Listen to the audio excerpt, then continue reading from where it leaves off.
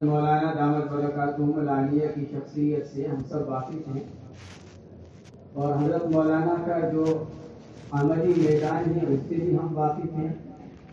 ہمارے طلباء اور ہمارے مہمانان کرام کے لیے یہ بڑی سعادت کی بات ہے کہ حضرت مولانا تشریف لائے ہماری دعوت پر۔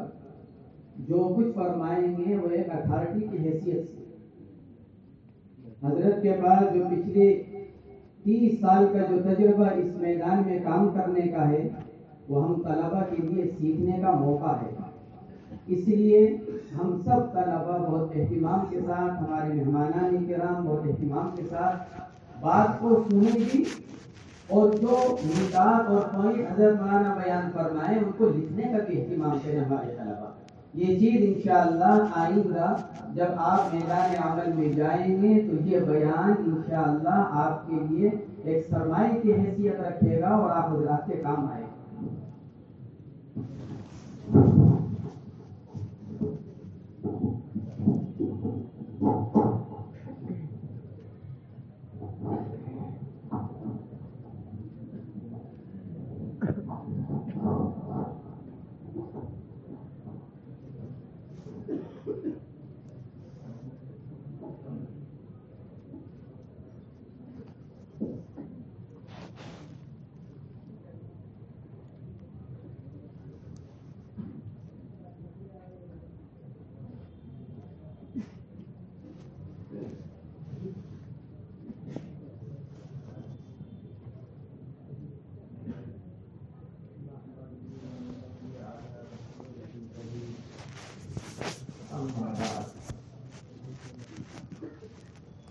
أعوذ بالله من الشيطان الرجيم. بسم الله الرحمن الرحيم.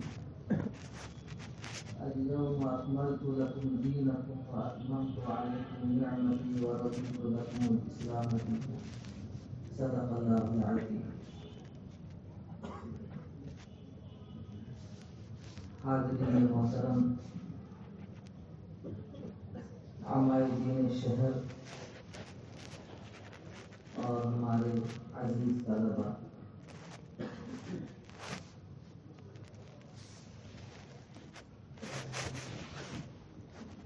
نجیب ابن نجیب، شریف ابن شریف،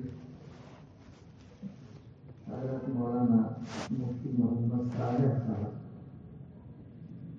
زندہ مجدہ، اور ہم سب کے مخدوم و مکرم اور بلا مبالغہ اگر کہا جائے سیدھے لفظوں میں تو زندہ ولی کامل حضرت مولانا سید محمد عاقل صاحب زندہ مجدہ صاحب حکم نامہ اور دعوت نامہ اس حقیق کو ملا، تو یقین مانیے میں اپنے قلبی جذبات کو الفاظ میں تعبیر کرنے سے حاصل ہوئی کو بیان نہیں کر سکتا۔ اس کی وجہ یہ ہے کہ آپ کے اس ادارے سے، اس جامعہ سے، یہاں پہ جو ہم نے بہت کچھ فیض اٹھایا ہے، حاصل کیا ہے۔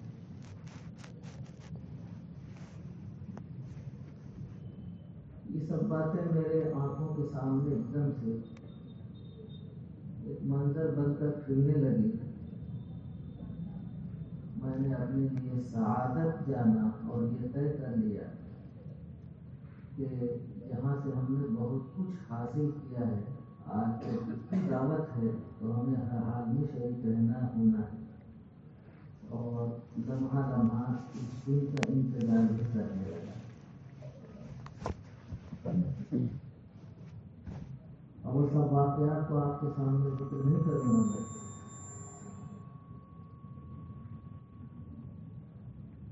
اصل بات بہت جلد اپنے موضوع پر آنے کا ہے، اس لیے ساری تمہیدات کو میں کچھ بناتا ہوں، اور میں تو اپنے ان بڑوں کا شکریہ ادا کرنے کے لیے حاضر ہوا ہوں۔ جس معاملے میں میں بدنام ہوں آپ سبھی جانتے ہیں کہ آپ کا اور ہمارا جوڑ پانی اور مچھلی کا ہے. جس طرح سے مچھلی کو سکون ملتا ہے پانی سے، ویسے ہی ہمیں آپ مل جائیں اور یہ موضوع مل جائے تو اب اس سکون کو لفظوں میں کیسے تعبیر کیا جا سکتا ہے آپ خود سمجھ سکتے ہیں.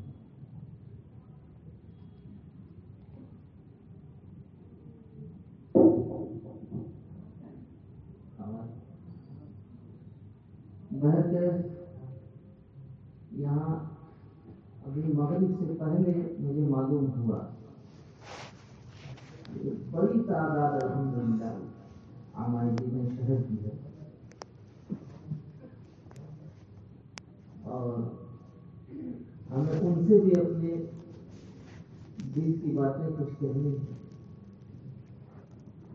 اور ہمارے جو ساتھی ہیں شب و روز کے ان سے بھی کہنی ہے. بڑا مسئلہ یہ ہے کہ دو مختلف سمتوں کے موضوعات ہیں. طلبا کو جو لطف آئے گا وہ ہمیشہ علمی اصطلاحات، علمی انداز اور علمی پیرائے میں ان کو سیرابی ہوگی. جو بات عوام کو گھنٹوں میں کہی جاتی ہے وہ طلبا کو صرف 2 لفظوں میں کہی جائے اتنا کافی ہے. لیکن یہ 2 الفاظ جو ہمارے دوسرے مخاطب ہیں ان کے ظاہر سی بات ہے سروں سے گزر جائے گی بات، انہیں کچھ پتہ بھی نہیں چلے گا، بلکہ وہ یہ کہیں گے آئے کہ مولانا صاحب تو کیا گالی دے دے رہے کچھ پتہ ہی نہیں چلا. اب یہ 2 مخالف سمتیں ہیں اور اس میں ہمیں گفتگو کرنی ہے. میں نے کہا چلو آج امتحان ہوگا، یہ ہمارے لیے امتحان حال ہے تو میں تو اپنے لیے ایک آزمائش اور امتحان ہی سمجھ رہا ہوں. میرا ہمیشہ اصول یہ ہوتا ہے کہ ایک سمت میں رہ کر کے بات کروں. اس لیے جو پروگرام ہمارے تربیتی پہ ہوتے ہیں تو ان کے شرکا بھی مختلف الگ ہوتے ہیں. اجلاس عام ہوتا ہے تو علماء سے معذرت کر لیتا ہوں جب آپ نہ بیٹھیں، آپ کے کام کی چیز کم آئے گی. وہاں پبلک بھی ہوتی ہے اور دونوں کا اللہ کا شکر ہے اپنے بڑوں کا کہ ڈیوٹیوں کے صدقے سمجھانے کا میں خوب جانتا ہوں، انداز سمجھا لیتا ہوں. لیکن اس وقت میں مجھے دونوں کو بیک وقت سمجھانا ہے اور کم وقت میں سمجھانا ہے. اس میں ایک چیز کی میں معذرت چاہتا ہوں.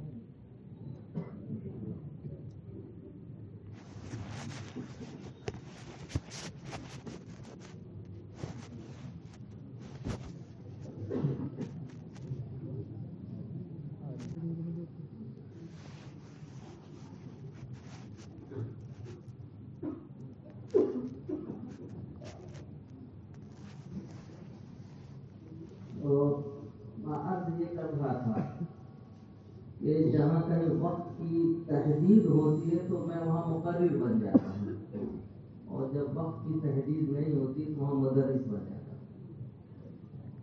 ہمیں اب ان دونوں کے درمیان میں نبھانا ہے، وقت کی تحدید کا خیال بھی کرنا ہے اور جو شہر سے لوگ آئے ہوئے ہیں انہیں بھی کچھ نہ کچھ بات پلے پڑ جائے ان کی بھی رعایت کرنی. اس لیے میں نے آیت کریمہ جو منتخب کی ہے پہلے اس کا ماحصل آپ کو سنا دوں. یہ دین جس کو دین اسلام کہا جاتا ہے اللہ تعالیٰ نے اس کی تکمیل کا اعلان کر کے اس کو نعمت بتایا اور اپنی رضامندی اس سے وابستہ کر دی. ظاہر سی بات ہے یہ وہ خوبیاں ہیں اس دین کے اندر، اس کا لازمی نتیجہ یہ ہوتا ہے کہ اب قیامت تک دین تو یہی رہے گا. اس کا یہ مطلب نہیں کہ دوسرے ادیان نہیں آئیں گے، ادیان باطلہ آئیں گے، لیکن اللہ نے بتا دیا ہے کہ اگر کسی کو خدا کی رضامندی مقصود اور مطلوب ہے تو وہ صرف اور صرف خاص ہے اسلام کے ساتھ، اسلام کے علاوہ یہ چیز کہیں اور نہیں ملے گی۔ وَمَن يَبْتَغِ غَيْرَ الْإِسْلَامِ دِينًا فَلَن يُقْبَلَ مِنْهُ، یعنی لن اور لم سے جو تعبیر کی جاتی ہے آپ جانتے ہیں نفی جنس ہوتا ہے، کہ کوئی سوال ہی نہیں پیدا ہوتا اس کو، اس کی دنیا بھی برباد، اس کی آخرت بھی برباد۔ پتہ یہ چلا کہ یہ چیز انتہائی مضبوط بھی ہے، محفوظ بھی ہے، مضبوط بھی ہے اور محفوظ بھی ہے، اور اسی طرح سے یہ قیامت تک مضبوط بھی رہے گا، محفوظ بھی رہے گا۔ دنیا کی کوئی طاقت آ کے اس میں تزلزل پیدا کرنا چاہے، تشکیک پیدا کرنا چاہے تو یہ ہو ہی نہیں سکتا۔ میں نے اس مناسبت سے اس کو ذکر کیا ہے کہ ہمارے عزیز طلبہ جو مدارس کی چہار دیواری میں رہتے ہیں، ان کی دو زندگی، ایک زندگی تو وہ ہے جو آپ مدرسے کی چہار دیواری میں اپنے اساتذہ کے درمیان ہیں، اور ایک زندگی وہ ہے کہ آپ جیسے ہی مدرسے کی چہار دیواری سے قدم نکالیں گے باہر، اس وقت آپ اساتذہ نہیں ہوتے۔ وہ زندگی یقیناً یہاں کی زندگی سے، یہاں کے شب و روز سے مختلف ہے۔ میں نے اس کو دونوں طبقوں کو سمجھانے کے لیے یہ جوڑ نکالا ہے کہ جو زندگی یہاں کی اور ایک زندگی جو اس کے بالکل مخالف ہے، دونوں میں زمین و آسمان کا فرق محسوس ہوگا۔ شاید آپ نے غور نہ کیا ہوگا،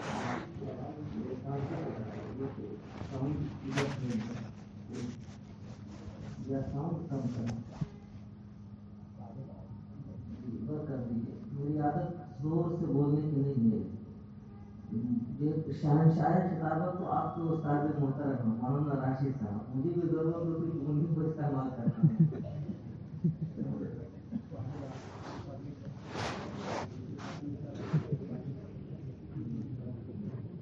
بند کر دیں آواز جائے اچھی طرح جا رہی ہے۔ پیچھے والے بتائیں آواز سمجھ میں آ رہی ہے؟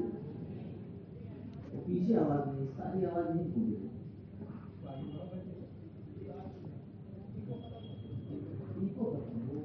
ناخان کے لیے آپ صحیح بات ہے۔ اب آواز صاف آئی؟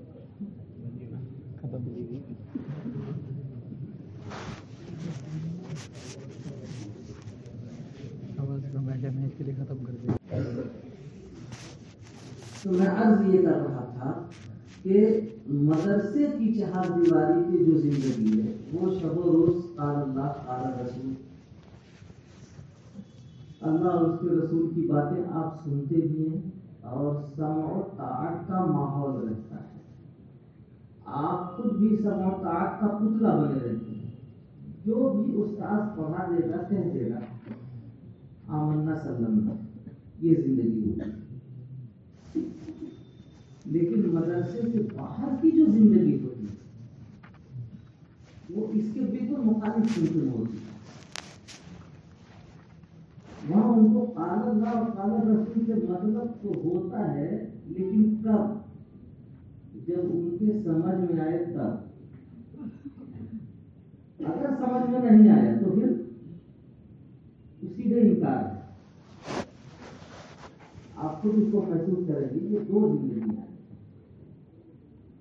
میں نے عزیز طلبہ کے لیے یہ عنوان جو منتخب کیا ہے وہ اس لیے منتخب کیا ہے کہ ابھی آپ رجب اور شعبان کا امتحان دے کے جیسے ہی میدان میں جائیں گے تو اسی زندگی سے واسطہ پڑنا ہے جس زندگی سے منسلک ہمارے یہ شہر کے معززین ہیں۔ وہاں قال اللہ قال رسول نہیں ہوگا ہر بات، سمع و طاعت نہیں ہوگی، وہاں تو عقل کا استعمال ہوگا. یعنی یہاں بھی ایسا نہیں کہ کوئی چیز بے عقلی کی استعمال ہوتی ہے. قرآن و حدیث جو آپ پڑھتے ہیں تو آپ بغیر سمجھے پڑھتے ہیں، سمجھ کے ہی تو پڑھتے ہیں، مکمل سمجھتے ہیں، بلکہ اتنا سمجھتے ہیں آپ کہ اگر کسی چیز پر شرح صدر نہیں ہے تو استاد کے سامنے آپ سراپا احتجاج کر کے کھڑے ہو جائیں گے کہ حضرت ہم کو تو آپ سمجھائیے یہ کیا چیز. اور اساتذہ الحمدللہ اپنا جگر کھول کر جو بھی محنت ہو سکتی اسے کرتے اور آپ کو سمجھاتے ہیں، تبھی سبق آگے بڑھتا ہے. سمجھتے تو یہاں بھی ہے، عقل کا استعمال یہاں بھی ہے، لیکن یہ سمع و طاعت کے ساتھ. باہر کی جو زندگی ہے اس کو جب میں نے مخالف سمت بتایا ہے وہاں صرف عقل ہے، یا یہ کہ پہلے عقل ہے بعد میں قرآن و حدیث ہے. آئی ان کے سمجھ میں بات بہت اچھی بات، نہیں آئی سمجھ میں تو ڈائریکٹ انکار. آپ جیسے ہی مدرسے سے قدم باہر نکالیں گے تو اللہ رحم فرمائے آپ کا سابقہ بھی اسی زندگی سے پڑھنا ہے. یہ دو الگ الگ زندگیاں سمجھ میں آ رہی ہیں آپ کی بات سمجھ میں آ رہی. اب بات آگے بڑھاؤں. دیکھیے مدرسے کی چہار دیواری کی زندگی کو میں اس وقت موضوع سخن نہیں بناؤں گا. میں اسی موضوع کو لیتا ہوں کہ جس موضوع کو آپ کی یہاں سے نکلنے کے فوراً بعد ضرورت پڑے گی. آپ درجہ چہاروں کے ہوں، پنجم کے ہوں، دورے کے ہوں یا تکمیلات کے ہوں، جیسے ہی آپ ابھی رجب شعبان میں امتحان دے کے پہنچیں گے کسی مسجد میں آپ امام کی حیثیت سے ہوں گے، کسی میں خطیب کی حیثیت سے ہوں گے، اور کچھ بھی نہ ہو تو محلے والوں کے، گاؤں والوں کی، رشتے داروں کے، دوست احباب کی نظر میں ایک عالم صاحب ہوں گے، آپ حافظ صاحب ہوں گے، چاہے آپ کون پڑھ رہے ہوں، پنجم پڑھ رہے ہوں، ان کو اس سے مطلب نہیں ہے سرٹیفکیٹ سے کہ آپ کو ملا بھی یا نہیں، پگڑی ملی ہے یا نہیں ملی.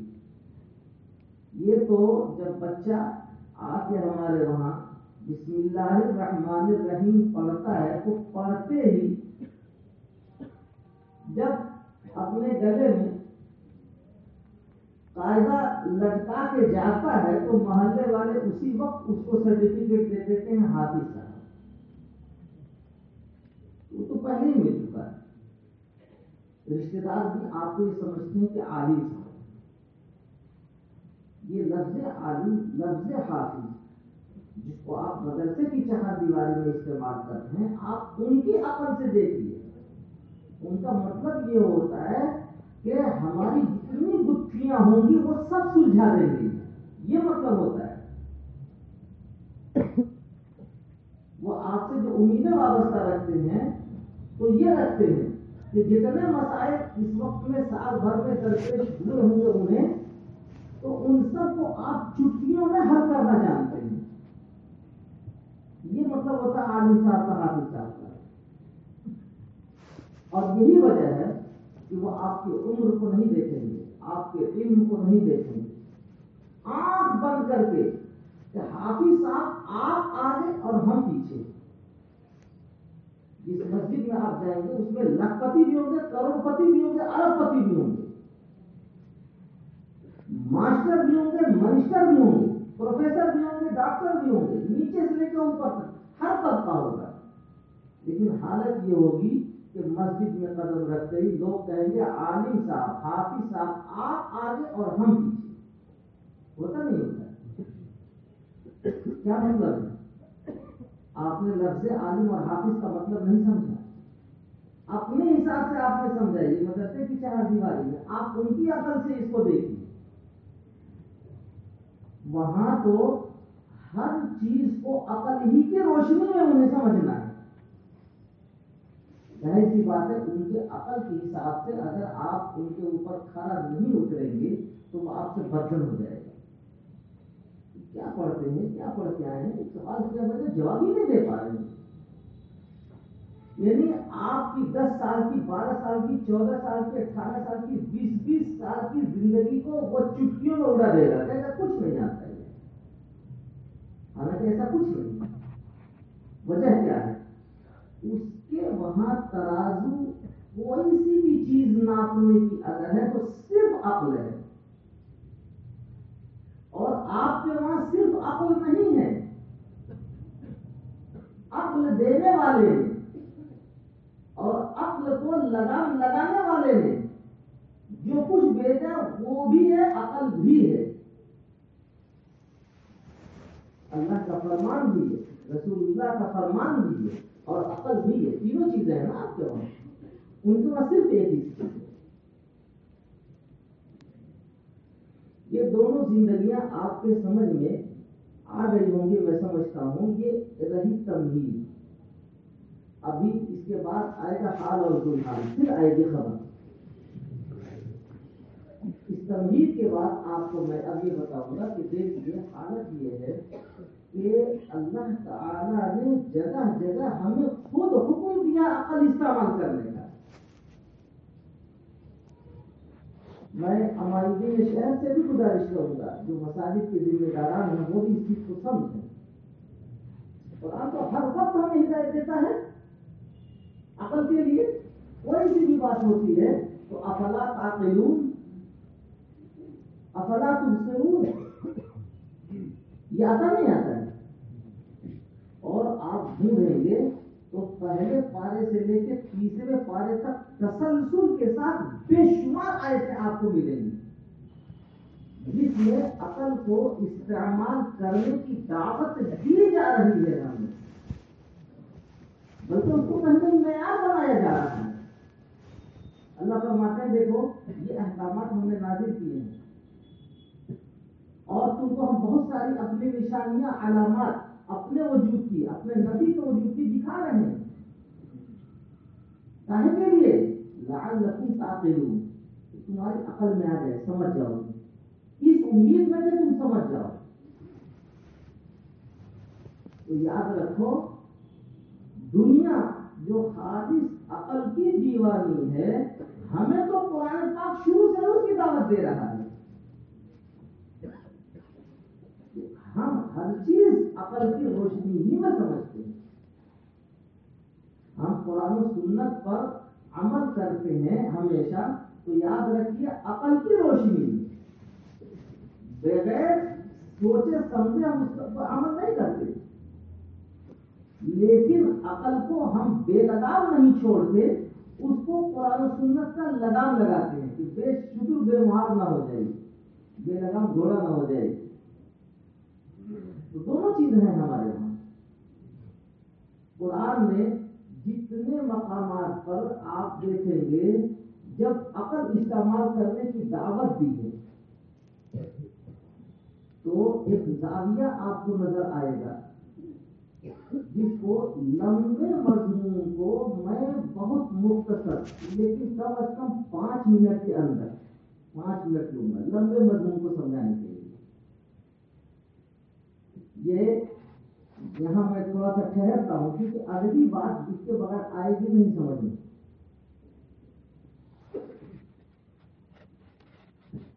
دنیا والے عقل کے دیوانے ہیں، عقل استعمال کرتے ہیں اور ہم نہیں استعمال کرتے ہیں، وہ بھی استعمال کرتے ہیں. بلکہ سب سے پہلے ہم ہر چیز کو عقل ہی کی روشنی میں سمجھنے کی کوشش کرتے ہیں. قرآن تو ہم کو جگہ جگہ دعوت دے رہا ہے، یہ مسلم ہے. یہاں آپ فرق یہ محسوس کریں دیکھیے کہ عقل استعمال کرنے کی جگہ کچھ اور ہے. ہم جہاں عقل استعمال کرنے کی جگہ ہے وہیں کرتے ہیں، جہاں استعمال کرنے کی جگہ ہے ہرگز نہیں کرتے ہیں. اور مدرسوں کی 4 دیواری سے باہر جو لوگ ہیں وہ ہوتے ہیں مسلمان، ہمارے ہوتے ہیں، ہم ان کے ہوتے ہیں، مسجدیں ہماری ہوتی ہیں، ہماری کفالت کرتے ہیں، ہم کو ان سے ہم سے محبت ہوتی ہے، سب کچھ ہوتا ہے. تھوڑا سا فرق یہ ہو جاتا ہے کہ زمانے کے بہکاوے کی وجہ سے وہ عقل کو وہاں بھی استعمال کرنے لگتے ہیں جہاں استعمال کرنے کی اجازت نہیں ہے. یہ ایک اصول کے طور پر یہ بات ہو گئی. ذرا مثال دے دوں آپ کو تو سمجھ میں آ جائے کہاں عقل استعمال کرنے کے لیے کہا گیا ہے. عقل جہاں جہاں بھی آپ دیکھیں گے استعمال کرنے کے لیے ہمیں قرآن نے دعوت دی ہے، یہ وہ جگہیں ہیں جہاں عقل ہی کے ذریعے سے وہ چیز سمجھی جاتی ہے. نقل وہاں دخل نہیں دیتی ہے، شریعت وہاں دخل نہیں دیتی ہے. عقل کا دائرہ ہمیشہ یہ ڈھانچہ ہے، آپ کا جسم. اس وقت میں آپ موٹا کپڑا پہنیں گے یا باریک؟ کوئی نبی آ کے آپ کو ہدایت دیتا ہے؟ کوئی اللہ والا کوئی آ کے آپ کو جو ٹوکتا ہے کہ تم نے کالے کیوں پہن رکھے اور سفید کیوں پہن رکھے اور 1 انچ موٹا کیوں پہن رکھا؟ اور یہ کبھی کوئی آپ کو ہدایت ملتی ہے؟ کوئی مفتی صاحب آپ کو فتویٰ دیتے ہیں؟ نہیں. یہ آپ کی عقل بتائے گی کہ سردی اگر 4 ڈگری پر چل رہی ہے یا مائنس پوائنٹ پہ چل رہی ہے تو کیسا کپڑا پہننا ہے آپ کو. اور استعمال یہاں عقل. آپ کو بھوک لگ رہی ہے، پیاس لگ رہی ہے، یہاں کوئی مفتی صاحب کے پاس آپ تحریر لے کر جائیں گے، حضرت اس میں فتویٰ دیجیے کہ مجھے بھوک لگ رہی ہے کہ میں کیا کھانا ہے. اور مفتی صاحب کو اس کو لے کر کے سارے مفتی کے پاس بھیجیں گے کہ الجواب صحیح ہو. ہوتا کبھی؟ یہ عقل استعمال کرنے کی جگہ ہے. کرو استعمال. یہاں تمہیں کیا کھانا ہے، کیا پینا ہے، یہ تمہاری عقل فیصلہ کرے گی. نبی اس میں دخل نہیں دیتا ہے. آپ کو دھوپ میں بیٹھنا ہے یا سائے میں، سونا ہے یا جگنا ہے، یعنی ڈھانچہ جو آیا ہے تو یہ جائے گا اپنی جگہ. یہ آیا ہے مٹی سے تو یہ ڈھانچہ مٹی میں جائے گا.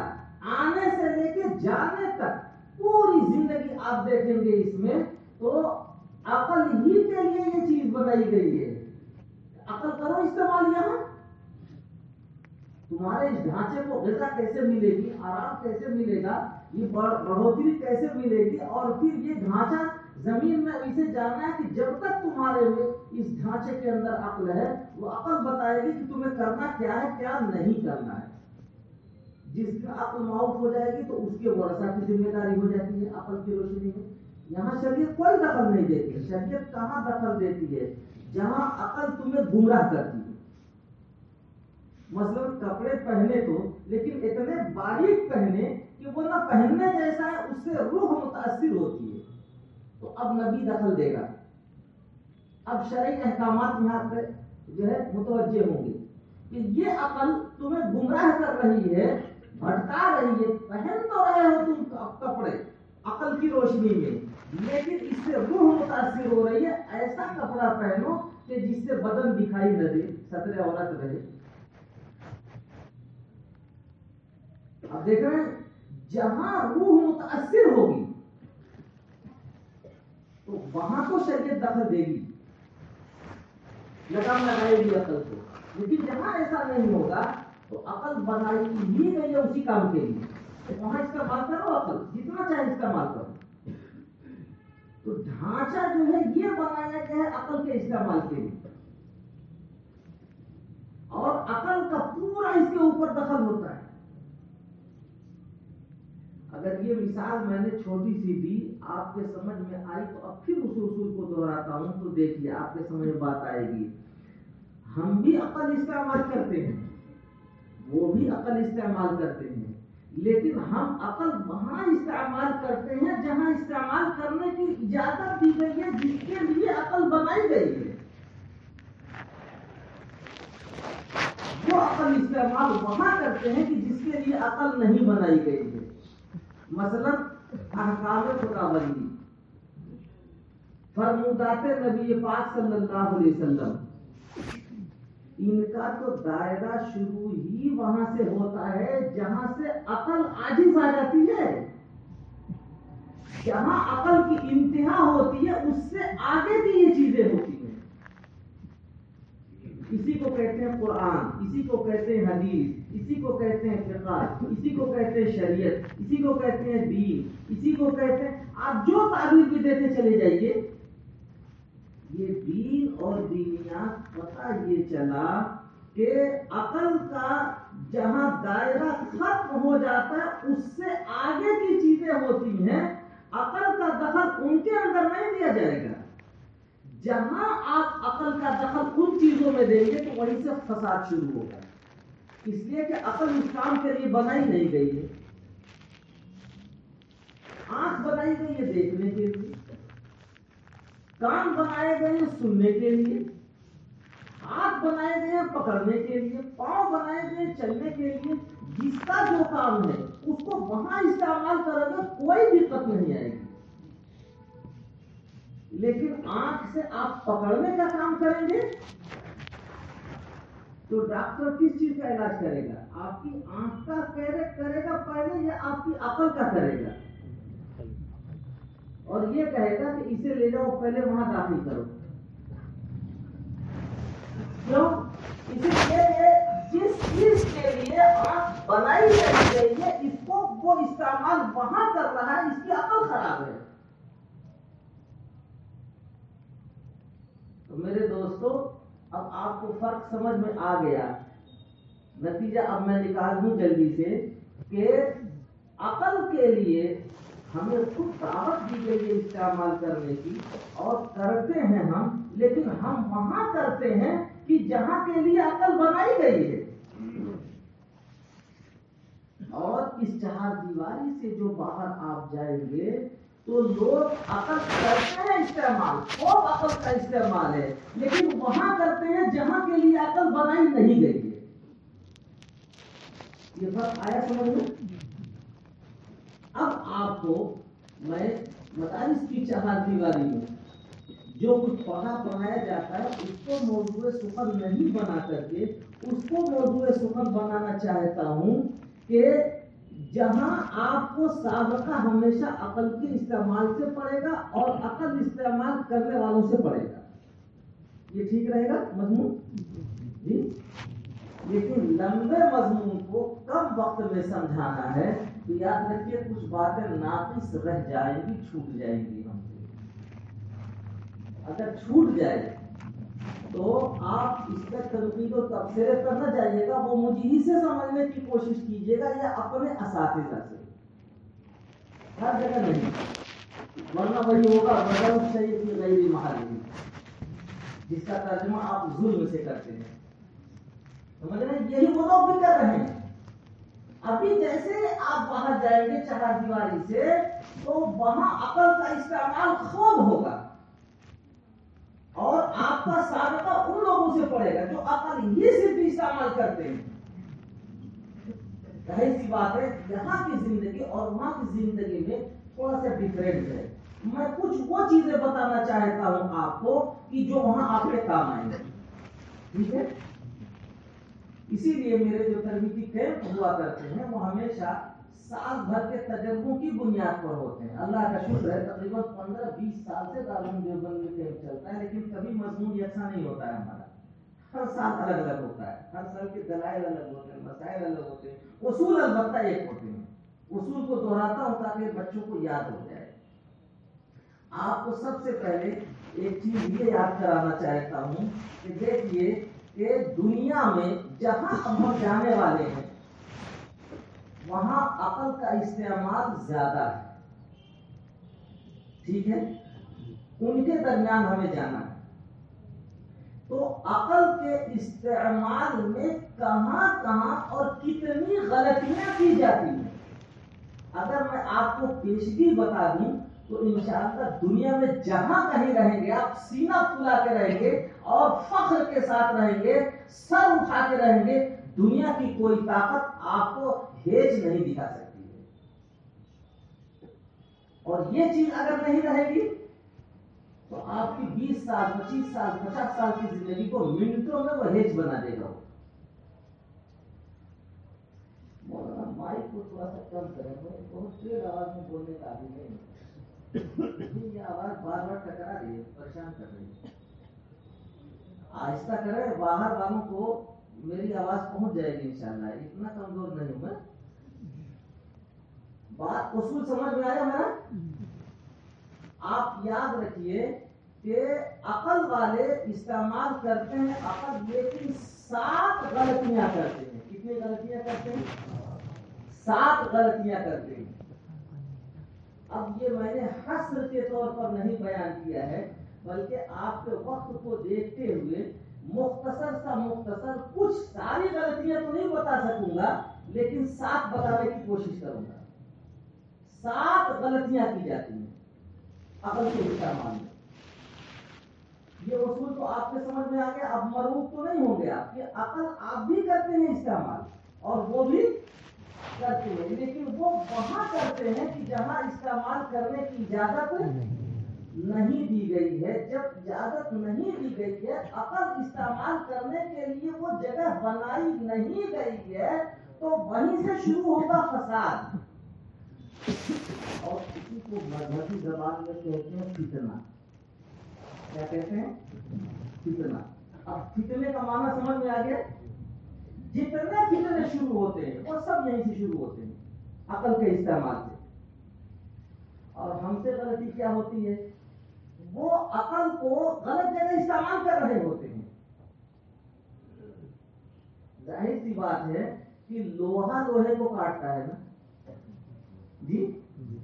لوہے کو کاٹنے کے لیے کیا چاہیے؟ لوہا.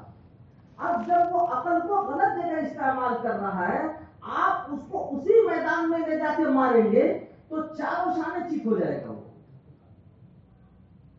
اور اگر اس غلط استعمال کے نتیجے میں آپ نے اس کو دین اور دینیات کا میدان دے دیا, تو یاد رکھیے گا وہ تو شذور بے مہار ہے.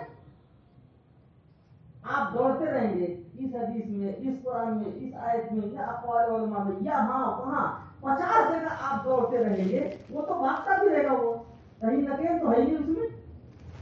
وہ لگام کے بغیر کنٹرول میں آئے گا آپ کے, اب آپ پریشان رہیں گے. نتیجہ یہ نکلا کہ اہل دنیا عقل کا استعمال کرتے ہیں, اس کی وجہ سے فساد اور فتنہ شروع ہوتا ہے. اور نقل کا استعمال کرتے ہیں, اور وہ بھی نہ جاننے کی وجہ یعنی لاعلمی کے طور پر ہم استعمال کرتے ہیں نقل کا. ساری سی بات ہے, دونوں کا جوڑ لگانا تو لگائے تو جا سکتا ہے, لیکن اس کے لیے تھوڑی سی محنت چاہیے, ممارست چاہیے. اور شعبۂ تحفظ قدیم کو جہاں کہیں بھی قائم کیے جاتے ہیں, ان کے بنیادی مقاصد میں سے یہی ہوتا ہے کہ عقل اور نقل دونوں کا جوڑ بتا دیا جائے طالب علم کو, تاکہ جہاں کہیں فتنے پیدا ہوں تو ان فتنوں پر سد باب کے لیے اس کے اندر مضبوط علمی قوت ہو, دلیل ہو. یہ بیان مددگار نہ سمجھے آپ اپنے آپ کو, کمزور نہ سمجھے اپنے آپ کو. تو عقل جو استعمال کرتے ہیں دنیا والے, اس میں 7 غلطیاں کی جاتی ہیں. ان 7 غلطیوں کو تو اس وقت میں ذکر نہیں کر سکوں گا, کوشش کرتا ہوں دیکھیں کہاں تک پہنچ جاتا ہوں. سب سے پہلی غلطی کیا ہوتی ہے؟ سب سے پہلی غلطی یہ ہوتی ہے کہ دلیل عقلی کو نقلی دلیل پر مطلقاً ترجیح دی جاتی ہے. عقلی دلیل کو نقلی دلیل پر مطلقاً ترجیح دی جاتی ہے. اب یہ علماء تو اس میں سمجھ گئے ہوں جو ہمارے طلباء ہیں, لیکن ذرا مجھے اب سمجھانے دیجیے اہل شہر کو. اب اس کا میں ترجمہ کرتا ہوں اس کو سمجھانے کے لیے, لیکن آپ پوچھیں گے نہیں, اس میں آپ اس کو لکھنا چاہیں تو لکھ دیجیے کہ عقلی دلیل کو نقلی دلیل پر مطلقاً, یہ مطلقاً کی قید ضرور رکھیے گا, اس کے بغیر بات نہیں بنے گی. مطلقاً ترجیح جاتی ہے, یہ بہت بڑی غلطی ہوتی ہے. دیکھیے, جب بھی کوئی بات آئے گی تو اس میں 4 پہلو آپ کے سامنے آئیں گے. یا تو شریعت میں جس کو ہم نے نقل سے تعبیر کیا ہے, شریعت میں جو چیزیں آئی ہوئی ہیں قرآن میں حدیث میں، وہ دونوں وہ صحیح ہیں، مکمل صحیح ہے، اس میں رتی برابر بھی انگلی رکھنے کی گنجائش نہیں ہے۔ تو یاد رکھیے کبھی بھی اگر عقل صحیح ہے، جیسے یہ صحیح ہے نا مکمل، تو ادھر اگر عقل بھی صحیح ہے تو دونوں میں تعارض اور ٹکراؤ کبھی نہیں ہو سکتا ہے۔ عقل بھی صحیح ہو نقل بھی صحیح ہو تو دونوں میں تعارض ہو جائے ایسا ہو ہی نہیں سکتا ہے، ہوتا ہی نہیں، کوئی مثال پیش نہیں کی جا سکتی ہے۔ کیوں؟ تو اس لیے کہ یہ دین دین فطرت ہے، یہ دین دین فطرت ہے۔ اللہ تعالیٰ نے ہی اس دین کو بنایا ہے اور اللہ تعالیٰ ہی عقل کو بھی بنانے والے ہیں، دونوں صحیح ہوں تو ان کے اندر تعارض ہو جائے، ٹکراؤ ہو جائے، ایسی کوئی مثال ہی نہیں پیش کی جا سکتی ہے۔ اگر کہیں ایسی نوبت آئے گی تو یاد رکھیے گا کہ اگر ہمارے عقلی دلائل یہ نقلی دلائل صحیح ہے، یعنی شرعی دلائل صحیح ہیں، تو یقیناً اس سے عقل کے استعمال میں غلطی ہو رہی ہوگی، اس کی عقل خراب ہوگی۔ اب تعارض ہوگا، اب ٹکراؤ ہوگا۔ اسی لیے میں نے اصول بتا دیا کہ شریعت کے دلائل مکمل طور پر صحیح ہو اور عقل بھی صحیح ہوگا تو دونوں میں ٹکراؤ کب ہوگا؟ ٹکراؤ جب ہوگا کہ جب ادھر کمی ہو یا ادھر کمی ہو۔ میں نے بتا دیا دونوں صحیح تو ٹکراؤ کی کوئی شکل نہیں ہو سکتی ہے۔ اچھا دونوں صحیح نہ ہو، دونوں ظنی ہو۔ اب یہ ظنی کی اصطلاح ہمارے علماء سمجھ گئے لیکن عام لوگ نہیں سمجھیں گے۔ یعنی مطلب یہ ہے کہ جو شرعی دلائل ہیں قرآن و حدیث کے، چاہے احکام سے متعلق چاہے عقائد سے متعلق، یہ ہر جگہ قید لگاتے رہیے گا، دونوں میں اس کی دائیں شرعی دلائل جو قرآن و سنت سے مستنبط ہیں، ایسا بھی ہو سکتا ہے کہ وہ ظنی ہو کسی وجہ سے، یعنی مکمل طور پر صحیح نہ ہو، کچھ کہیں ان میں کمی سی آ رہی ہو، محسوس ہو رہی ہے، تو اب اس کے مقابل یہ دیکھا جائے گا کہ جو عقل والا ہے، عقل استعمال کر رہا ہے، کیا اس کی عقل صحیح ہے؟ جو عقلی دلیل پیش کر رہا ہے، عقلی بات جو پیش کر رہا ہے، تو اس کی کیا حیثیت ہے؟ وہ بھی تو ظنی ہو سکتی ہے نا، وہ بھی تو کمزور بات ہو سکتی ہے نا، یا صحیح ہی ساری باتیں ہوں گی عقل والی؟ ایسا نہیں ہو سکتا ہے۔ جو عقل استعمال کر رہا ہے ایسا ہو سکتا ہے اس میں بھی کمزوری ہو، تو ادھر بھی کمزوری ادھر بھی کمزوری، اب تعارض ہوگا، اب ٹکراؤ ہوگا، محسوس ہوگا کہ اس پر عمل کریں یا اس پر عمل کریں۔ یہ بات آ رہی سمجھ میں؟ پھر ایسی صورتحال جب بھی آئے گی تو ہمیشہ عقل کو ترجیح نہیں دی جائے گی بلکہ قرآن و سنت کو ترجیح دیا جائے گا، اس لیے کہ عقل بھی تو ہماری بیمار ہے نا، تو اس بیمار عقل سے تو وہ زیادہ بہتر ہے جو خبر کے اعتبار سے آئی ہوئی ہے۔ اپنے عقل پہ اعتماد کرو گے تو عقل تمہیں گمراہ کرے گی ایسے موقع سے۔ اس سے زیادہ بہتر ہے کہ جو نقل آئی ہوئی ہے وہ دلائل میں کمزوری ہے، ہو سکتا ہے اس کے دلائل کہیں سے پورتی ہو جائے، ان کی اس کمزوری کو دور کر لیا جائے۔ عقل استعمال کر کے اس کو چھوڑو گے تو یاد رکھو گمراہ ہو جاؤ گے، تمہاری عقل بیمار ہے، وہ تمہیں بھٹکا رہی ہے۔ ایسی صورتحال میں کبھی بھی عقل کو ترجیح نہیں دی جاتی ہے بلکہ نقل کو ترجیح دی جائے گی۔ اب یہ دونوں باتیں کلیئر ہو گئی، یعنی دونوں صحیح تو تعارض نہیں ہو سکتا، دونوں میں کمزوری تو ترجیح کس کو دی جائے گی؟ نقل کو، یعنی شریعت کو ترجیح دی جائے گی۔ ان عقل والوں سے بھی آپ یہی پوچھیں کہ بھائی جو تم عقل کی روشنی میں بات کر رہے ہو کیا 100% صحیح ہے؟ وہ دکھا دو تم. ایک چھوٹی سی مثال دوں آپ کے لیے، لیکن پبلک کو یہ چیز سمجھ میں نہیں آئے گی. ابھی محادثے میں آپ نے سنا کہ وہ مظاہرے کے دوام و استمرار پر جو دلیل دی ہے نا جی، ایک بات اس نے کہی اور 4 دلیل اس نے دے دی کہ ہر جگہ یہ استعمال تو ہو رہا ہے مظاہرے. تمہاری عقل تم کو وہاں گمراہ کر رہی ہے، ذرا یہاں کر کے دکھاؤ. نہیں کر سکتا ہے نا. پتا چلا اس کی عقل بیمار ہے. تو بیمار عقل کو لے کر کے تم شریعت کی بیماری پر اگر کوئی حکم لگاؤ گے یہ قابل قبول نہیں ہوتا. تمہاری بیمار عقل سے یہ زیادہ بہتر ہے، اس لیے کہ شریعت کی چیزیں آئی ہی ہیں اس جگہ سے جہاں عقل کا دائرہ ختم ہو جاتا ہے، اس سے آگے کی چیزیں نہیں ہیں.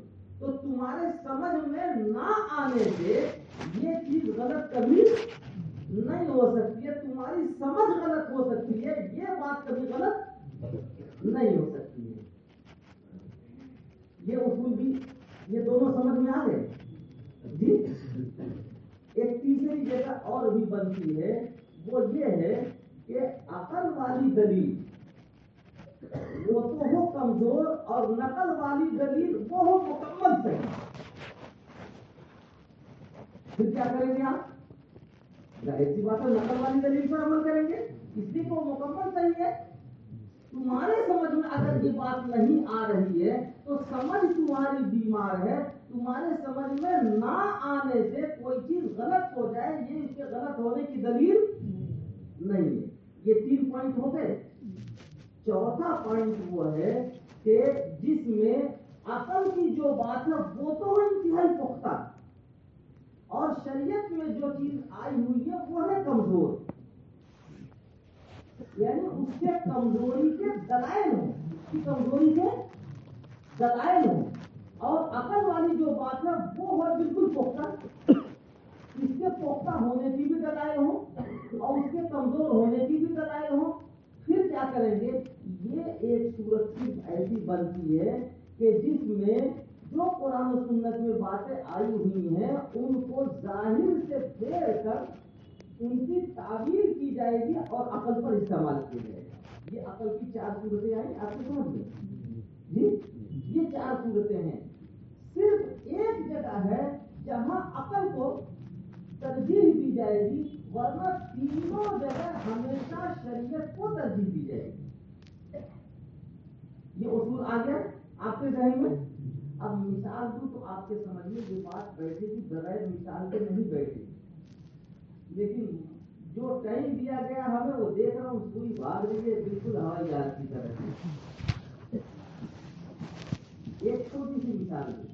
جب بھی آپ کہیں جائیں گے مسجد سے نکلتے ہوئے نماز پڑھاتے جیسے آپ تمام کے بیٹھیں گے، تب کہیں دعوت میں جا رہے ہوں کہیں بھی جا رہے ہوں ایک جملہ آپ سنیں گے کہ مولانا صاحب ذرا یہ بات مجھے سمجھا دیجیے یہ کیسے ہے.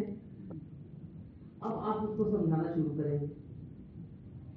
ایک صاحب کا مجھ سے سابقہ پڑا دلی میں کہ میرے ساتھ ہمیشہ اس طرح کے واقعات آتے رہتے ہیں، آئے دن استعمال ہوتا رہتا ہے. یہ آپ کو اس لیے سکھا رہا ہوں کہ ایک میرے بیٹوں ایک چیز بھی اگر میری یاد کر لی آپ نے تو میں پورے دعوے سے کہہ سکتا ہوں کہ دنیا میں کوئی ایسا نہیں ہے جو آپ کی پیٹھ لگا سکے. جہاں رہیں گے سر بلند رہیں گے انشاءاللہ، اور اپنے اکابر کے لیے اپنے ادارے کے لیے عزت اور فخر کا سبب بنیں گے.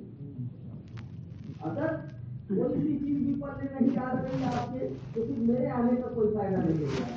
اس لیے ایک چیز آپ کے پلے بات کے نہیں ہوا.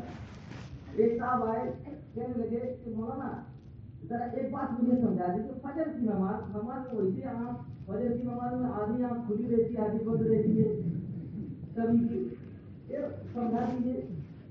میں نے کہا ٹھیک ہے. امام نے سلام پھیرنے کے بعد ایک دم سے کھڑا ہو کر کے مسافہ کر لیا. وہ چونک گئے کیا بات ہے تو انہوں نے کہا کہ ہمارے استاد عالم نے تعارف کرا دیا. اب صاحب وہ دعا کے بعد فوراً سوال کرتے متوجہ ہو گئے. مولانا صاحب ایک بات میری سمجھا دی، ایک بات مجھے سمجھا دیجیے. میں نے کہا ٹھیک ہے سمجھا دیتا ہوں. اور اٹھ کر کے امام صاحب کو لے کر کے میں آگے بڑھا. یہ جو دیکھیے اسی طرح کنٹرول میں آئے گا آپ کے. سمجھیے آپ میں کہنا کیا چاہ رہا ہوں. لے کے آگے بڑھا. ابھی مسجد سے نکلنے نہیں پایا جب تک پھر ٹوک دیا انہوں نے. کہنے لگے کہ وہ میرا سوال ہے ذرا آپ اسے حل کر دیجیے, آپ سمجھا دیجیے. میں نے کہا میں کہنے کو رہا ہوں, حل کر دوں گا, سمجھا دوں گا, آئیے تشریف لائیے. اب باہر نکل کے جوتا پہننے لگا. اتنے میں پھر تیسری مرتبہ ٹوک دیا انہوں نے. تو اب ان کو جو سمجھایا جاتا ہے وہ حضرت تھانوی کے اصولوں کے مطابق سمجھایا جاتا ہے. خانقاہوں اور صوفیہ کے اور اساتذہ کے اصولوں کے مطابق سمجھائیں گے تو بہت مشکل سے آئے گا. حضرت تھانوی ایسے موقع سے سمجھانے کے خوب ڈھنگ جانتے ہیں. میں نے ان سے کہا کہ میں نے آپ کے باپ کا قرض کھا رکھا ہے کہ جب آپ کہیں تو اسی وقت میں سمجھانے کے لیے بیٹھ جاؤں. کیا سمجھ رکھا آپ نے؟ میں نے کہہ تو دیا سمجھا رہا ہوں, آپ کو بلا رہا ہوں, آپ آنے کے لیے تیار نہیں. جو سوال کیا آپ نے وہ میں حل کروں, جہاں سوال کیا آپ نے وہیں حل کروں, جس لمحے سوال کیا آپ نے اسی لمحے حل کروں میں. امام صاحب کتنے پیسے لے رکھے تھے آپ نے مسجد میں؟ بتاؤ, وہ پیسے سب ان کو واپس کرو. اب جب لبو لہجہ بدلا تو تھوڑا سا کچھ دماغ ہوش میں آیا کہ نہیں میرا مطلب یہ کہ آپ سمجھے. میں نے کیا سمجھانے کے لیے تیار ہوں, آپ آئیے. اصول سمجھ میں آ گیا. جب سوال کرے, جہاں سوال کرے, جو سوال کرے, ہر چیز کے آپ پابند ہیں کیا؟ اس کے تینوں شرائط آپ مانیں گے, اپنی ایک شرط بھی نہیں بنوائیں گے آپ. میں نے کہا آپ کا سوال حل کرنے کا تو میں ذمہ دار ہوں عالم دین ہونے کے ناطے, میرے پر فریضہ ہے.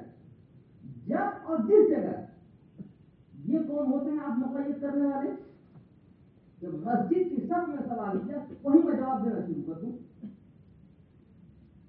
باہر نکلو, آؤ, میں سمجھاتا ہوں.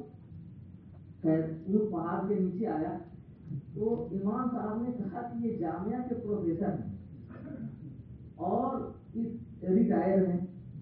اب لفظ ریٹائر کا مطلب نہیں سمجھ پائیں گے آپ لوگ. ٹائم ہوتا تو میں سمجھاتا, ایسا سمجھاتا کہ زندگی میں کبھی نہیں بھولیں گے آپ. ریٹائر ہونے کا مطلب کہ ریٹائر ہے جامعہ کے پروفیسر. میں ٹھیک ہے, کمرے میں بیٹھ گئے. میں نے کہا اب بولیے. میں نے کہا چائے لاؤ, پہلے الگ سن لیجیے, چائے کا پھر سمجھاتا ہوں. کہنے کیا جی آپ سمجھا دیجیے. میں نے کہا آپ پوچھیے کیا ہے. اب امام چائے بنانے کے لیے جا رہا تھا, اس کو بولا میں تو میں کرنا چائے بعد میں پیئیں گے. ان کا مسئلہ پہلے چائے بعد میں بولیے آپ کیا ہے. کہنے کہ مولانا یہ بات میرے سمجھ میں نہیں آتی. قرآن یہ کہتا ہے, حدیث یہ کہتی ہے, اور جب میں علماء کے بیانات سنتا ہوں تو وہ یہ کہتے ہیں, یہ کہتے ہیں, یہ کچھ کہتے ہیں, یہ کچھ کہتے ہیں. میرے سمجھ میں بات نہیں آتی یہ صحیح یا یہ صحیح یا یہ صحیح. تعارف ہو گیا نا. اب حل کرنا ہے آپ کو. میں نے آپشن دے دیا ہے, بتا دیا ہے آپ کو. اب حل کرو, کیسے حل ہوگا دیکھو کیسے حل کیا جاتا ہے. اب اپنے اپنے طور پر جو بچے سمجھ گئے ہوں گے اصول کو انہوں نے حل کر دیا ہوگا 1 منٹ میں. لیکن مجھے اہل شہر کو بھی سمجھانا ہے کہ فتنے جتنے بھی پیدا ہوتے ہیں میرے دینی بھائیوں کو یہیں سے پیدا ہوتے ہیں. عقل کا غلط استعمال, عقل کا غلط استعمال یہاں سے پیدا ہوتے ہیں. اور جب ہمارے علماء مدارس کی چہار دیواری میں رہتے ہوئے اپنی زندگیاں گزار کے اس کو شریعت کے اور حدیث کی روشنی میں جب حل کرنا چاہتے ہیں تو وہ عقل بیجا کا اتنا غلط استعمال کرتے ہیں کہ قرآن و حدیث کا تو انکار کر دیں گے, اپنی عقل کو بیمار کبھی نہیں سمجھیں گے. یہ ان کی غلطی ہے, اس پر کنٹرول پائیں. عقل استعمال کرنے کے لیے قرآن ہم کو دعوت دے رہا ہے پہلے کے مسلمان ہونے کے. لیکن میرے دینی بھائیوں عقل کو آپ کنٹرول میں لمٹ میں استعمال کریں گے تو وہ کام آئے گی. ان لمٹ استعمال کریں گے تو یاد رکھیے 2 دھاری تلوار ہے, ادھر یا ادھر. قرآن و حدیث پر جب بھی آپ عقل استعمال کریں گے تو جس کو ہمارے علماء کہتے ہیں فتنہ, آپ یاد رکھیے اسی کا نام کفر و ارتداد ہو جاتا ہے جب آگے بڑھ جائے تو. आप कंट्रोल पाइए इस चीज पर अपनी अपनी मस्जिदों में। और ऐसे मौके में जो हमारे मुसल्लियाने मस्जिद और जो मुतवल्लियाने मस्जिद होते हैं वो तो तमाशा देखते रहते हैं, इमाम साहब को छोड़ देते हैं मैदान में बेआलो मददगार। मैंने मस्जिद से उनको इसीलिए हटाया था। खैर मैंने कहा आप बोलिए, उन्होंने बता दिए, सवालात बता दिए अपने। तो मैंने कहा आप बात अभी मेरे समझ में नहीं, फिर आप दोहराइए। फिर इसी तरतीब से दोहरा दिया उन्होंने कि कुरान ये कहता है, हदीस ये कहती है, उलमा ये कहते हैं, बयानात में सुनता हूँ, उनकी किताबों में ये देखता हूँ, ये लिखा रहता है, इसको मानो इसको मानो इसको समझो, बात मेरे नहीं आती। तो याद रखिए ऐसे मौके पे दो तरीका होता है, आप अपनी संजीदगी मत खोइए। अल्लाह ताला ने आपको वो दलाइल दिए हैं जिससे अपनी रजामंदी का इजहार किया है, जिसकी तकमील का ऐलान किया, जिसको नेमत बताया है, उसके अंदर कमी हो जाए ऐसा हो ही नहीं सकता है, मुमकिन ही नहीं है। आपको इस एतमाद और इस यकीन के साथ फैसला करना होगा कि समझाना तो है ही नहीं। कोई जरूरी नहीं कि जो मसला उन्होंने पूछा हुआ है उस मसले पर मुकम्मल अबूर हो, मुकम्मल मुताला हो, ऐसा कोई नहीं है। ठीक है, आपका सवाल समझ गया मैं, लेकिन इसी वक्त में और इसी जगह हल करना मेरे जिम्मे जरूरी नहीं है। आपको बाद में समझाऊंगा, इशारे बात करेंगे इतने में आप अपने साथ रास्ता कर लीजिए। लेकिन ऐसे मौके से बेअक्ली का जवाब अगर आप दे पड़ेंगे तो कोड़ पर खाज, यानी अकल तो वो गलत इस्तेमाल कर ही रहा था, अब एक दर्जा और बढ़ जाएगा अपनी गुमराही में और ये समझ लेगा इन उलमा के पास भी हमारा हल नहीं है। अब वो पता चला कि वो कुफर इर्तिदाद में बढ़ता हुआ ऊपर चढ़ता हुआ चला जाएगा। समझ बात आई? एकदम से आपको जवाब नहीं देना है, इसलिए कि वहां तो इस्तेमाल ही खालिस अकल है, समो तवात तो है ही नहीं, आमन्ना सल्लल्लाहु अलैहि वसल्लम तो है ही नहीं। उनके तो आई भी अकल में तो ठीक नहीं आई, अकल में तो क्या जरूरी है जवाब देना? अब हैसियत के आलिम दीन आपके ऊपर जरूरी है, वाजिब फर्ज है, लेकिन उसी वक्त में उसी लम्हे जवाब देना जरूरी नहीं है। टाइम लीजिए, आपको एक दिन बाद 2 दिन बाद मैं आपको टाइम दूंगा। अब आप आगे इस्तेमाल करेंगे अकल। उन साहब को मैंने कहा कि अच्छा आपके समझ में ये बात नहीं आई, जब पहली मरतबा आपने कहा तो मेरे भी समझ में नहीं आई, और अब दूसरी मरतबा आपने जब कहा इस सवाल को दोहराया तो समझ में तो आ गई बात, लेकिन मुझे तो खुशी हो रही है कि ये तो बात अच्छी है कि आपके समझ में नहीं आई। तो बहुत अच्छी बात है कि आपके समझ में नहीं आई। अब वो यहाँ से घूम गए, ये देखो मौलाना जी तो मैं समझना चाह रहा हूँ और आप कह रहे हैं कि अच्छी बात समझ में नहीं आई। उनका जी साहब मुझे हैरत, अगर समझ में आ जाती ये बात आपसे तो मुझे हैरत होती कि आपके समझ में कैसे आई। अब वो बिल्कुल एकदम हल्का फुल्का देख रहे, इमाम साहब बेचारा उठ भी नहीं पा रहा है, उनको समझाना है। अच्छा इसलिए अब जिंदगी में कभी तुमसे सवाल नहीं करेंगे, बैठ जाओ। तो इमाम साहब ने क्या कहते हैं मुझे कैसे समझा दे, ये यहाँ के बड़े मुआज़्ज़ज़ प्रोफेसर। मैंने कहा और मैंने कोई बदतमीजी की, कोई गाली दे दी, बुरा भला कह दिया। मैंने कहा कि प्रोफेसर साहब ये तो अच्छी बात है कि आपके समझ में नहीं है। अब इस पर फिर उन्होंने सवाल डाल दिए, कहेंगे इसका क्या मतलब है? मैंने कहा इसका मतलब ये है कि देखिए बचपन से लेकर 55 तक 60 साल की जब जिंदगी आपने गुजार ली तो 61वें साल के पहले ही दिन सरकार ने आपको ये कह दिया कि आपका इल्म भी रिटायर, आपकी जिंदगी भी रिटायर, जो कुछ किया धरा है आपने वो सब रिटायर। अब किसी चीज का कोई एतबार नहीं है, ना आपकी अकल का, ना आपके इल्म का, ना आपके जिस्मानी सेहत का, किसी चीज का कोई एतबार नहीं है। तो सरकार ने कहा کہ اب جاؤ آدھی تنخواہ بینک سے لیتے رہنا بشرطے کہ زندگی کا ثبوت وہاں دیتے رہنا، زندگی کا ثبوت دیتے رہنا اور تنخواہ آدھی دیتے رہنا۔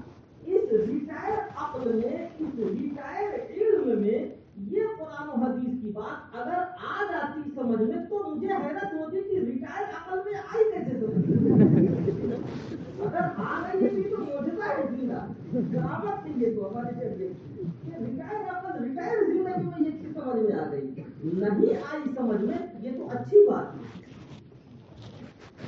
اور اگر آپ کی عقل ریٹائر نہیں ہے اور علم ریٹائر نہیں ہے تو سرکار نے آپ کو آدھی تنخواہ دی کیوں ہے؟ یہ مجھے سمجھا دیجئے تو میں یہ سمجھا دوں کہ قرآن صحیح یا حدیث صحیح یا وہ عالم دین جو کہہ رہا ہے وہ صحیح ہے۔ بات صحیح سمجھ میں نے کہا آپ یہ سمجھا دیجئے، میں یہ سمجھا دیتا ہوں۔ ریٹائر عقل میں اگر قرآن حدیث اور یہ چیزیں نہیں آ رہی ہیں تو کوئی حرج کی بات نہیں ہے۔ یاد رکھیے جو قرآن میں کہا گیا وہ بھی صحیح، جو حدیث میں کہا گیا وہ بھی صحیح، جو عالم دین نے بیان کیا وہ بھی صحیح۔ بات یہ ہے کہ آپ کی عقل بیمار ہے، آپ قرآن و حدیث کو سمجھنا تو چاہتے ہیں لیکن عقل کو لگام لگا کے نہیں، عقل کو شتر بے مہار چھوڑ کر، جب شتر بے مہار چھوڑ کر کے عقل استعمال کریں گے تو وہیں سے جنم لیتی ہے قادیانیت، وہیں سے جنم لیتی ہے شکیلیت، وہیں سے جنم لیتی ہے یہ غامدیت، وہیں سے جنم لیتی ہے یہ اور بھی جتنے فتنے ہیں انجینئر مرزا کا، وہیں سے پھر یہ فتنہ جنم لیتا ہے گوہر شاہی کا، اور وہیں سے جنم لیتا ہے نیچریت۔ بہت سارے فتنے ہیں، فتنہ آپ گنتے چلے جائیں گے۔ وہ عقل بیمار ہے، بیمار عقل میں قرآن و سنت حدیث کی بات اگر نہیں آ رہی ہے تو سیدھے انکار کر دیتے ہیں میرے بھائی تمہاری عقل میں کوئی سی چیز نہیں آ رہی ہے تو اس کے غلط ہونے کی دلیل نہیں ہے، عقل تمہاری بیمار ہے اس کا علاج کرو۔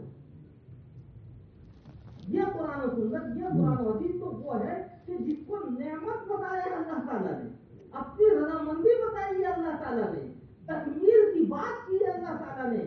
میں نہیں سمجھا پا رہا ہوں کہ عالم دین کوئی خطیب جمعے کا کوئی مقرر بات مکمل نہیں کر پا رہا ہے تو قرآن و حدیث غلط ہو جائیں گے؟ قرآن و حدیث صحیح ہے، تمہاری عقل تمہیں گمراہ کر رہی ہے۔ کسی چیز کا سمجھ میں نہ آنا اس کے باطل ہونے کی دلیل نہیں۔ یاد ہو گیا اصول؟ سمجھ میں آ گیا؟ اور مثال میں یہ کافی ہے جی۔ ابھی یہ ایک بات آئی لیکن یہ بھی ناقص آئی، مکمل نہیں آئی۔ اب اس کو تناظر میں فتنوں کے مثلا قادیانیوں نے کہاں کہاں استعمال کیا ہے اس عقل کو جس کی وجہ سے وہ گمراہ ہوئے، شکیلیوں نے کہاں کہاں استعمال کیا ہے عقل کو جس کی وجہ سے وہ گمراہ کہلاتے ہیں، اور گوہر شاہی والے کہاں کہاں استعمال کر رہے ہیں، قامدیت یا موبائل پر یہ جتنے چلیں گے کہاں کہاں عقل کو استعمال کر رہے ہیں جس کی وجہ سے گمراہ کہلا رہے ہیں۔ یاد رکھیے جب اس کو سمجھیں گے تو آپ کے اوپر چمکتے سورج کی طرح سے یہ حقیقت واضح ہو جائے گی کہ ہمارا قرآن و سنت کے جو دلائل ہے وہ مستحکم ہے، مضبوط ہے، قیامت تک کوئی نہ توڑ سکا ہے نہ کوئی توڑ سکے گا۔ غلطی عقل کی تھی، غلطی عقل کی تھی تو اس عقل کو کنٹرول میں لانا ہے۔ بات آئی سمجھ میں اچھی طرح سے؟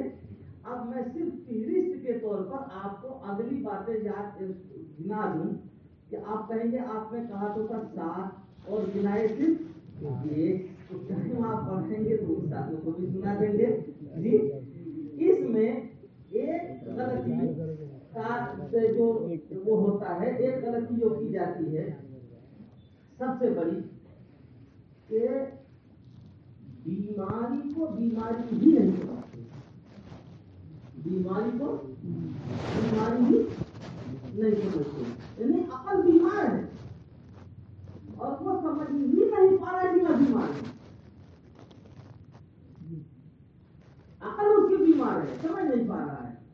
اس کی مثال جو میں نے واقعہ ذکر کیا، आप किसी में देख लीजिए, पूछने वाला पूछता क्या है, अंदाज क्या पूछने का और होना क्या चाहिए था पूछने का।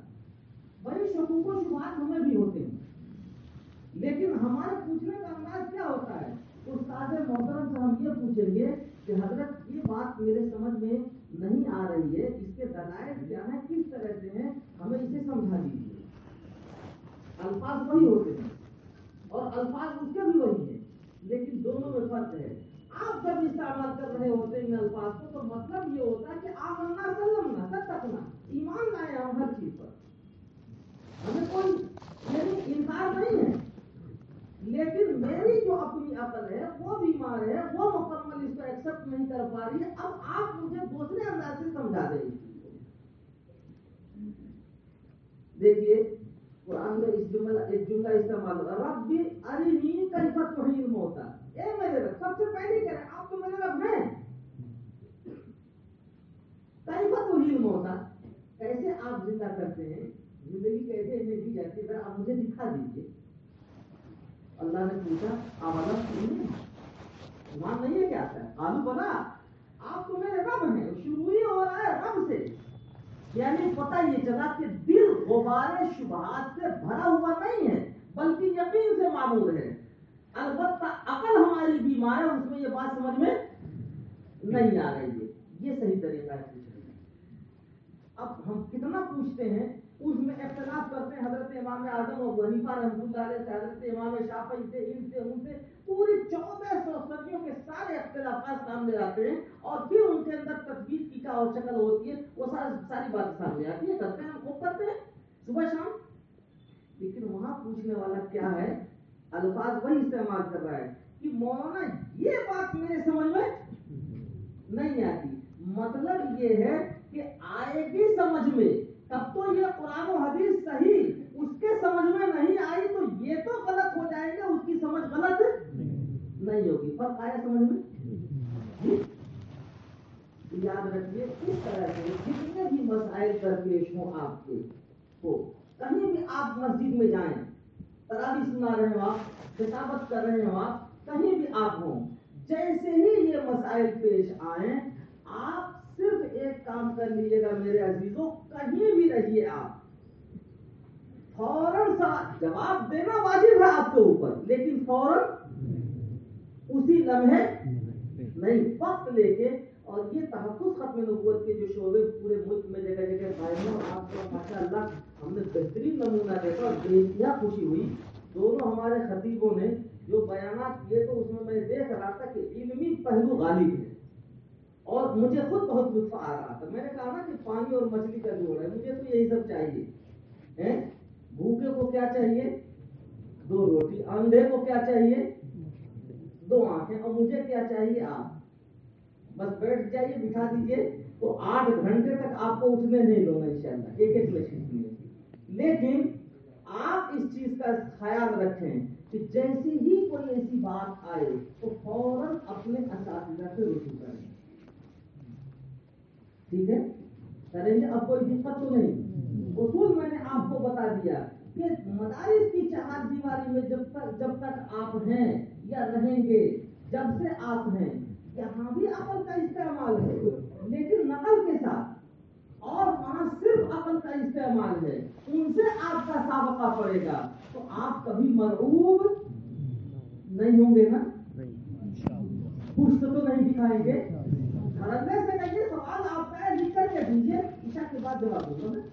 अपने उस्ताद मोहतरम से राब्ता कीजिए और माकूल जवाब दीजिए, इसलिए कि अकल इस्तेमाल करने के लिए कुरान हमें खुद दावत दे रहा है जगह जगह। दूसरी बात मैंने आपको बता दी, फितने शुरू कहां से होते हैं? अकल का दखल देने से। अकल का दखल देने से फितने शुरू होते हैं।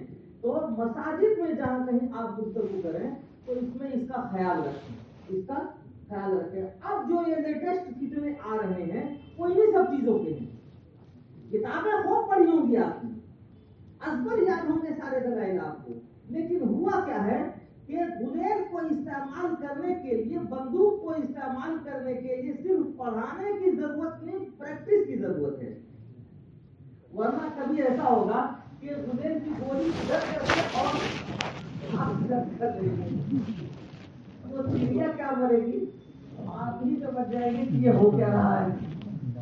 ان دلائل کو اب جدید طریقے پر استعمال کرنے کے جو اصول و ضوابط سکھائے پڑھائے جاتے ہیں، اسی شعبے کا نام شعبہ تحفظ ختم نبوت ہے۔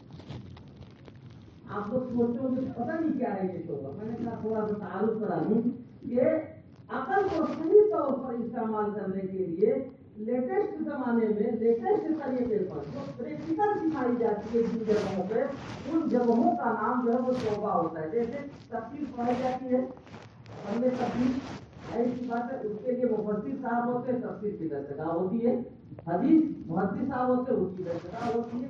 اسی طرح سے جتنے بھی فتنے پیدا ہوئے ہیں، ان سارے فتنوں کو لگام لگانے کے لیے اور معقول لگام لگانے کے لیے جو اصول و ضوابط اور جو دلائل پریکٹیکلی طور پر سکھائے پڑھائے جاتے ہیں، اس کا نام شعبہ تحفظ ختم نبوت ہے۔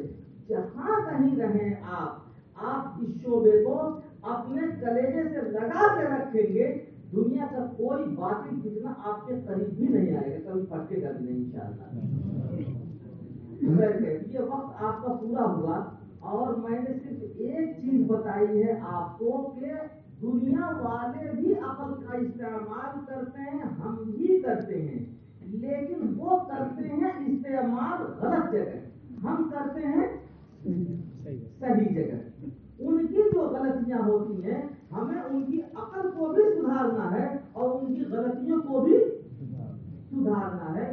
اللہ تعالیٰ ہمیں اپنی ذمہ داریوں کو مکمل طور پر ادا کرنے کی توفیق نصیب فرمائے۔ اپنے اساتذہ سے، اپنے بڑوں سے جو کچھ بھی پڑھا ہے آپ نے، ہمیشہ ان کے حق میں ادب و احترام کے ساتھ دعا ہو رہیں گے تو آپ کے علم میں جھلا پیدا ہوگا اور برکت آئے گی، اور جتنی زیادہ آپ کے دل و دماغ میں خضوعت ہوگی، دوری ہوگی، بودھ ہوگا، تو یہ علم یاد رکھیے یہ دو دھاری تلوار ہے، یہ رہے گا تو آپ کے پاس، لیکن آپ کو فائدہ نہیں پہنچائے گا، آپ کو نقصان پہنچا جائے گا۔ یہ اللہ تعالیٰ اس کے شر سے بھی ہمیں محفوظ فرمائے، اپنے بڑوں کا حق ادا کرنے کی توفیق نصیب فرمائے۔ آج کافی دنوں کے بعد آپ کے درمیان حاضر ہوا اور سوچا تو یہ تھا کہ خود جی بھر کے آپ سے گفتگو کروں گا اور اس طرح سے کہ ایک یادداشت بن جائے ہمیشہ کے لیے، آپ کبھی بھول نہ پائیں۔ لیکن جتنا صحیح جو بھی وقت ملا، امید یہ ہے کہ اب آپ بھول نہیں پائیں گے، لیکن چسکا تو لگا دیا ہے۔ 6 باتیں اور رہ گئی ہیں، انشاءاللہ حضرت مولانا راشد صاحب سے میں گزارش کروں گا، وہ آپ کو وقتاً سجھا دیں گے، بتا دیں گے، اور یہ چیز آپ کی مکمل ہو جائے گی کہ دنیا والے عقل کے استعمال میں 7 جگہ غلطیاں کرتے ہیں، ان میں سے ایک کی نشاندہی میں نے کر دی ہے۔ وآخر دعوانا الحمدللہ رب العالمین۔